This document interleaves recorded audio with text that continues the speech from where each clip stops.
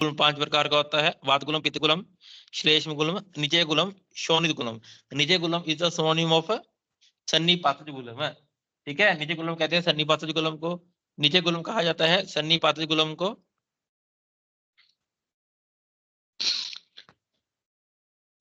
तो गुल्म का निदान देखिए क्या है। गुल्म एक वातज व्याधि है ना, तो डेफिनेटली वातवर्धक निदान होगा इसका सारा का सारा। यदा पुरुषो वातलो विशेषण ज्वर वमन वेचन अतिसाराणाम अन्यतेन कर्षेण कर्षितो। जो रोगी ज्वर वमन विरेचन अतिसार या फिर अन्य किसी व्याधि के कारण पतला हो चुका हो, कर्षणेन, ठीक है, कर्षितो, ठीक है। फिर कह रहे हैं वातल आहार आहारती, वातवर्धक आहार विहार का सेवन करता है। शीतम व विशेषण अति मात्रम, अधिक मात्रा में शीत वीर्य वाली चीजों का सेवन करता है या शीतल पदार्थों का सेवन करता है। क्यों? बिकॉज तप्त रूप से लघु शीत खर सूक्ष्म चल शीत वायु का गुण है, तो शीतल पदार्थों का सेवन करने से, शीतल चीजों का सेवन करने से वायु बढ़ेगा। फिर कह रहे हैं अस्नेह पूर्वे वा वमनु विरेचन पिबति, बिना स्नेहन कर्म के ही, बिना स्नेहन कर्म के जो वमन विरेचन करते हैं, ठीक है, बिना स्नेहन स्वेदन, बिना पूर्व कर्म के, बिना स्नेहन कर्म के यदि संशोधन किया जाता है, इससे बात बढ़ता है। अनुदीर्ण व शर्दी उदार्यति, अनुदीर्ण व शर्दी उदीर्यति। देखो टर्मिनोलॉजी को जैसे मैं बोलता हूँ वैसे बोलना सीखना, ठीक है, हिंदी मत पढ़ना, टर्म्स ही ऐसे रीड करने की कोशिश करो। अन्न उदीर्ण व शर्दी उदीर्यति, वमन का वेग नहीं आया है तो जबरदस्ती वमन करने की कोशिश करना, ठीक है। उदीर्णान वात मूत्र पुरुष वेगान निरुद्धानी, कह रहे उदीर्णान, उदीर्ण मतलब जानबूझ के जोर लगा के वायु मल मूत्र के वेग को निकालना, या फिर आए हुए वायु मल मूत्र के वेग को रोकना। अति शीतो वा पिबति नव उदकम अति मात्रम, अति मात्रा में, ठीक है, नव उदक मतलब पानी का सेवन करना। तो पूरी लाइन क्या कह रहे हैं वो, अति अशितो वा पिबति, अशित कहते हैं खाना खाना, 4 प्रकार का आहार होता है, अशित पीत लील खादित, है ना। अति अशितो वा पिबति, खाना खाने के बाद अति मात्रा में जल का सेवन करना। अति संक्षोभिना व जाने यति, ज्यादा संक्षोभ करना, अधिक मात्रा में ट्रेवलिंग करना। अति व्यवाय, ठीक है, व्यायाम। मध्य शोक रुचिर्वा अभिघात इच्छति, अभिघात के कारण, ठीक है, विषम आसन शयन स्थान चंक्रमण से विवाह भवती। इन सब निदान से क्या होगा, वायु बढ़ेगा, ठीक है। इन सब निदान से वायु उत्पन्न होता है, तो जिससे क्या होता है, तस्य अपचार वात प्रकोपम अपद्यते। ऐसा उपचार करने से, उपचार मतलब ऐसा सेवन करने से वायु प्रकोपित होगा। तो वायु प्रकोपित होकर क्या करता है, डेफिनेटली गुलम करेगा। तो चार क्या कहते हैं गुलम के लिए, देखो सप्रकोपितो, ठीक है, ऐसा करने से क्या हुआ, सप्रकोपितो बढ़ गया, कौन, वायु। कहां पे बढ़ के क्या किया उसने, सप्रकोपितो वायु महास्रोत्र अनुप्रविच्य, महास्रोत में जाता है। महास्रोत इसको बोलते हैं आमाशय पक्वाशय आदि, दीज आर कॉल्ड एज महास्रोत, ठीक है। महास्रोत्र अनुप्रविश्य रोक्षाद कठिनीभूत तुल्य पिंडित अवस्थानम करोति, महास्रोत में जाके, ठीक है, एक कठिन रूप बनकर पिंड रूप बन जाता है। वो पिंड क्या करता है, वो हृदय बस्ती पार्श्व यो नाभ्याम, वाह, वो पिंड रूप हृदय बस्ती पार्श्व और नाभि, कहाँ बनेगा पिंड, पिंड का स्थान क्या है, इधर हृदय प्रदेश में, बस्ती प्रदेश में, ठीक है।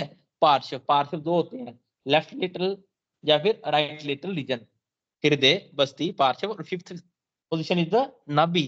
इन 5 स्थान पे उत्पन्न होगा वो पिंड। वो पिंड करेगा क्या, शूलम उपजन्यति ग्रंथि अनेक विधानम, ठीक है, शूल उत्पन्न करता है और ग्रंथि निर्माण कर देता है।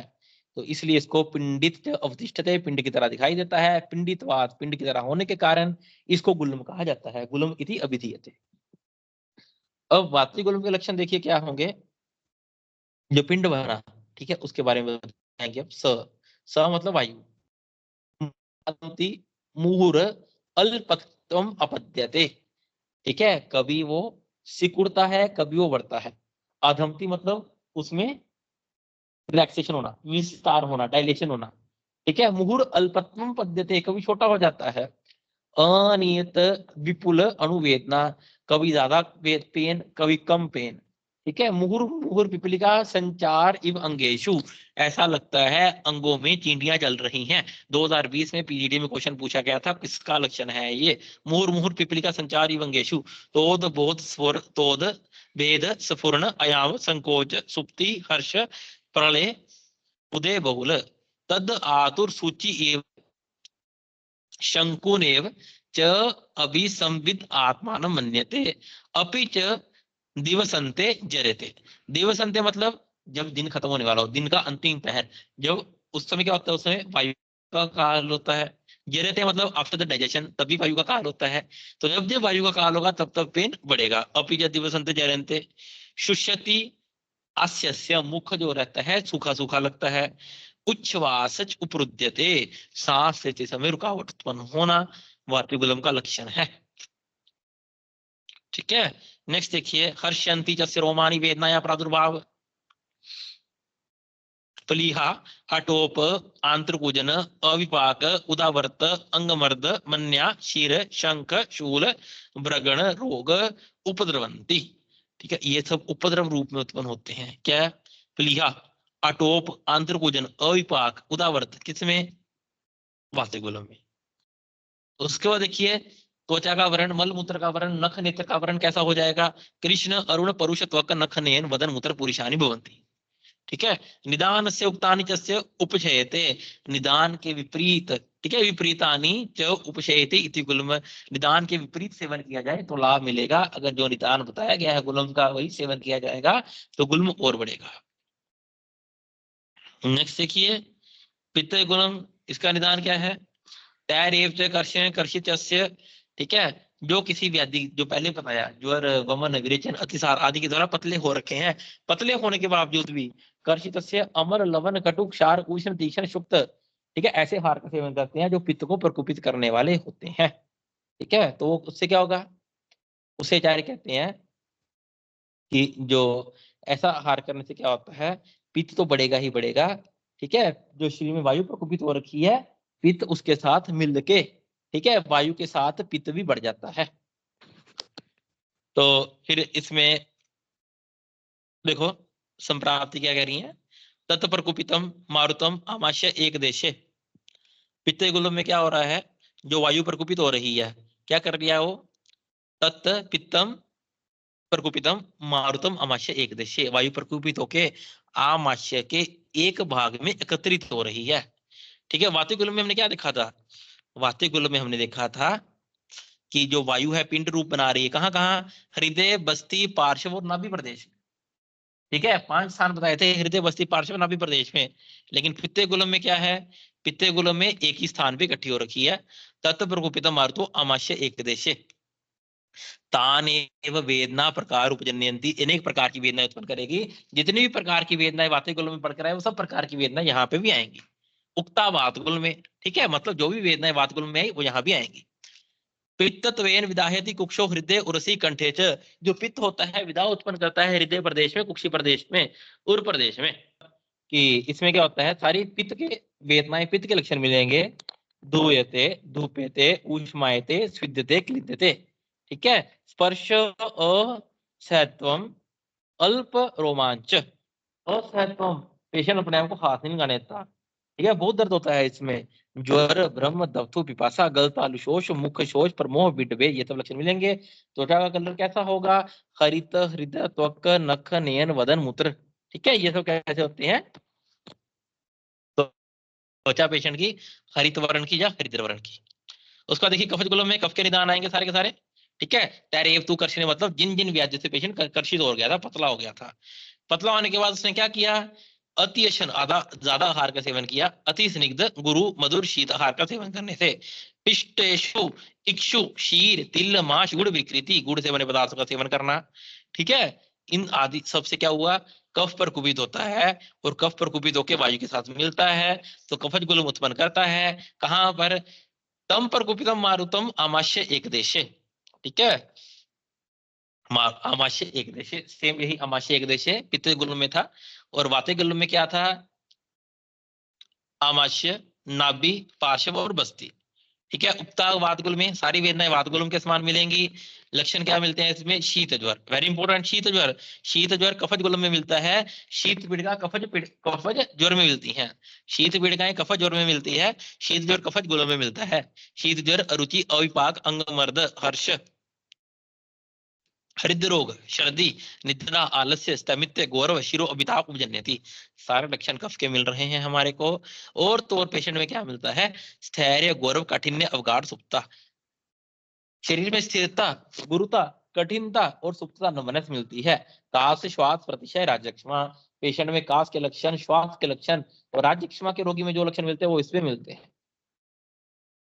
नेक्स्ट देखो, पेशेंट की स्किन कैसे हो जाएगी? व्हाइट कलर की।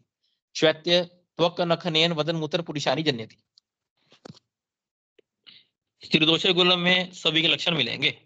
ठीक है, सभी के लक्षण मिलेंगे। त्रिदोषीय गुलम को ही नीचे गुलम बोला जाता है।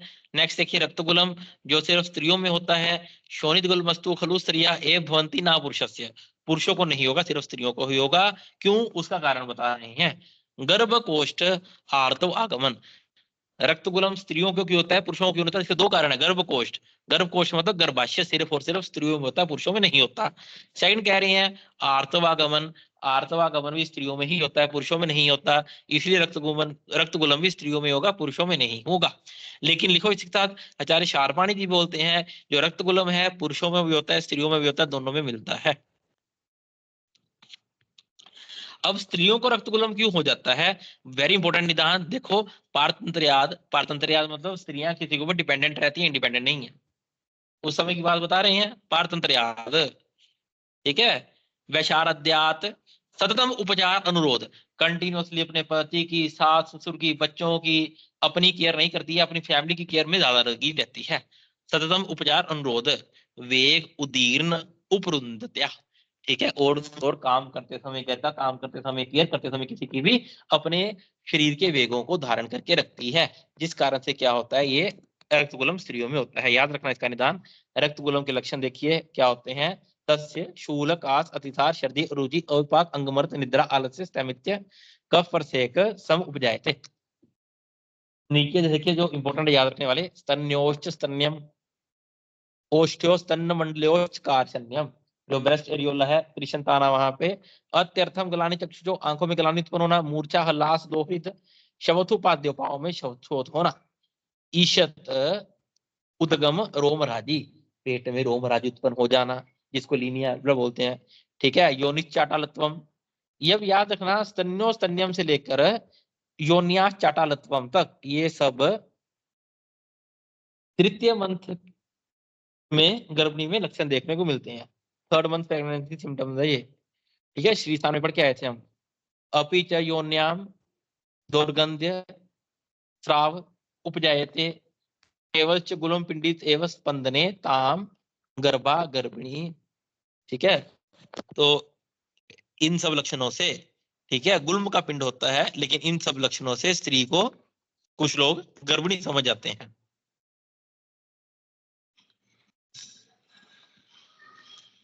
अब बता रहे हैं गुल्म के पूर्व रूप क्या होते हैं। गुल्म के पूर्व रूप क्या है? ए शाम तू खलु पंचानाम गुल्मानाम प्राग अभिनिवर्तते। ठीक है। गुल्म पूर्व रूप को भी बोलते हैं प्राग अभिनिवर्तमानी, पूर्व रूपानी भवंती। कौन कौन से? अनना, अभिलाषा, रुचि, अविपाक, अग्नि वैषम्य।